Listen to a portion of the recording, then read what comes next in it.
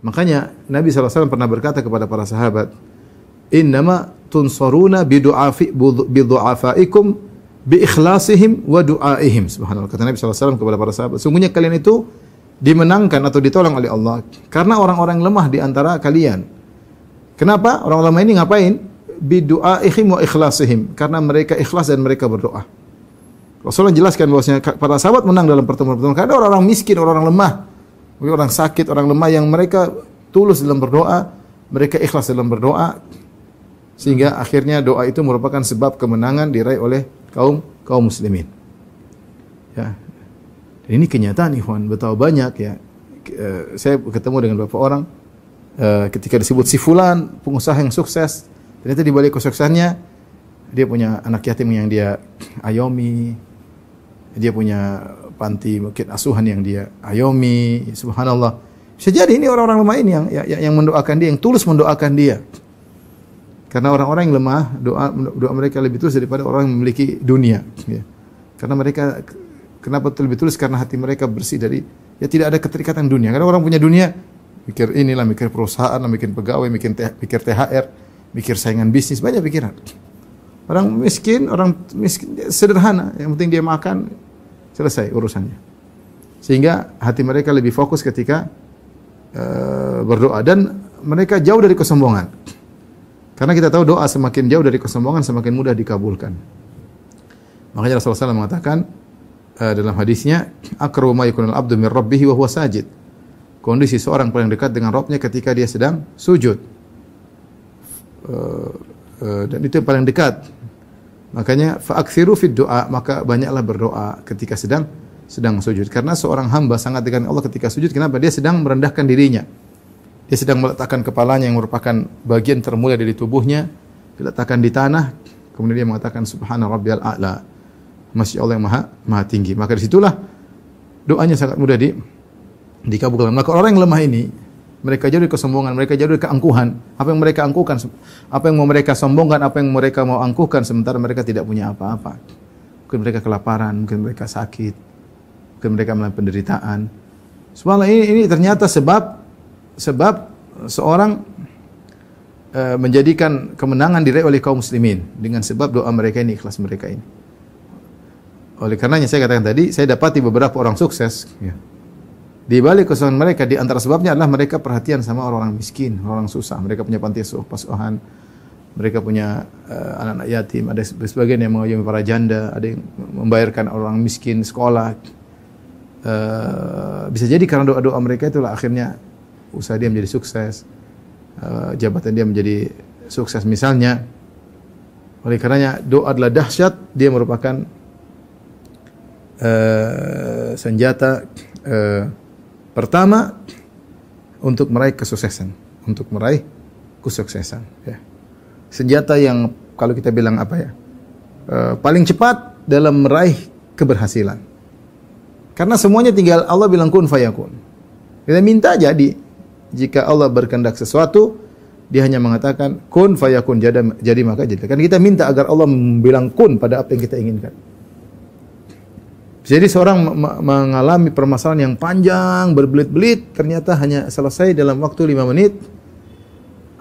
Dia setelah sholat malam, kemudian dia menangis, angkat tangan, dia minta kepada Allah, kemudian selesai urusannya.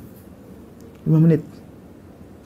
Makanya dia senjata paling hebat dan senjata paling cepat dalam meraih keberhasilan. Doa. Jadi doa ini benar-benar dahsyat. Doa ini benar-benar apa? Benar-benar hebat. Ya. Sementara sebagian orang menjadikan doa adalah senjata terakhir. Kalau sudah nggak bisa, baru mereka berdoa kepada Allah. Salah, doa adalah yang pertama dan yang paling utama. Dan ini disadari oleh para nabi. Mereka menjadikan doa adalah senjata utama. Allah mengkisahkan bagaimana para anbiya, para nabi meminta kepada Allah Subhanahu wa taala. Karena mereka juga makhluk. Mereka tidak bisa kun fayakun. Yang bisa kun fayakun hanyalah Allah Subhanahu wa taala. Allah sebutkan beberapa nabi-nabi yang mengalami penderitaan seperti Nabi Ayub. Wa ayyuba idz nada rabbahu anni massani ad-durru wa anta arhamur rahimin. Dan Ayub ya, ketika dia berdoa kepada Rabbnya, anni massani ad-durr, ya Rabbku, aku mengalami penderitaan, sakit. Dan Engkau adalah arhamur rahimin, sebaik-baik Maha Penyayang. fastajabna lahu. Maka kami kabulkanlah doanya, subhanallah. Wa Zakaria idz nada rabbahu Rabbi la tadharni fardan wa anta khairul warithin. Fastajabna lahu. Ketika Zakaria yang tidak punya anak dia berdoa, ya Rabbku, jangan kau biarkan aku sendirian. Kami pun kabulkan doanya, maka jadilah dia punya anak. Dalam ayat yang lain Allah sebutkan, dzikru rahmati rabbika abadahu Zakaria idz nada rabbahu nidaan khafiyya qala rabbi inni wahana al-'azmu minni washta'ala ar-ra'su shayba wa lam akun bi du'aika rabbi shaqiyya wa inni khiftu al-mawaliya min wara'i wa kanat imra'ati aqira fahab li min ladunka waliyya. Ketika disebutkan tentang kasih sayang Allah kepada Zakaria alaihissalam ketika dia berdoa kepada Rabbnya dengan nidaan khafiyah. Tidak perlu dia teriak-teriak. Karena Allah Maha mendengar. Iznada rabbahu nidaan khafiyah. Dengan suara yang lirih. Sedang seperti kita sedang berbicara dengan dua orang dekat dengan seorang dekat dengan kita, bicara berdua. Ada suara kita keluarkan dengan lirih tanpa perlu teriak-teriak. Iznada rabbahu nidaan khafiyah. Zakaria berkata, qala rabbi inni wahana al-'azmu minni. Ya Allah, tulangku sudah lemah. Washta'al ra'su syaiba, dan rambutku sudah putih semuanya. Walam akum bidu'aika rabbi syaqiyya, namun aku tidak putus asa dari berdoa kepadamu. Wa inni khiftul mawaliya mi wara'i wa kanat imra'ati akhirah. Aku khawatir kalau aku meninggal siapa yang mengurus murid-muridku atau Bani Israel peninggalku. Sementara istriku dalam kondisi mandul. Fahabli min ladunka waliyya. Anugerahkanlah kepadaku seorang anak. Subhanallah, dia sebutkan semua penghalang punya anak. Dia sebutkan, saya tidak bisa apa ya Allah. Ya. Rambut sudah putih semua. Tulang sudah lemah. Bagaimana? Istri mandul ya. Tapi saya butuh anak karena untuk meneruskan perjuangan. Maka Allah kabulkan doanya Zakaria alaihissalam dalam waktu sekejap. Ya, artinya kerinduan dia punya anak selama ini, ya. Akhirnya dia utarakan dalam waktu sekejap, Allah kabulkan. Ya. Sebelumnya Zakaria tidak berdoa kepada Allah karena mungkin dia melihat sebab-sebab punya anak tidak ada. Tapi ketika dia melihat satu keajaiban, maka dia akhirnya baru timbul inisiatif untuk minta kepada Allah belakangan. Ya, kapan? Ketika dia masuk, kata Allah, kullama dakhala 'alaiha Zakaria al-mihrab wajada 'indaha rizqa, qala ya Maryam anna laki hadha, qala huwa min 'indillah, innallaha yarzuqu man yasha'u bighairi hisab. Hunalika da'a Zakaria rabbahu, qala rabbi hab li min ladunka dzurriyyatan thayyibah innaka sami'ud du'a, fanadatul malaikatu wa huwa qa'imun yusalli fil mihrab. Anna Allah yubashshiruka bi Yahya musaddiqan bi kalimatin minallahi wa sayyidan wa hasura wa nabiyyan minas salihin. Kata Allah ketika Zakaria yang mengayomi Maryam, dia masuk ke mihrab, tempat ibadahnya Maryam, tiba-tiba dia mendapati wajada indah rizqa, dapati makanan.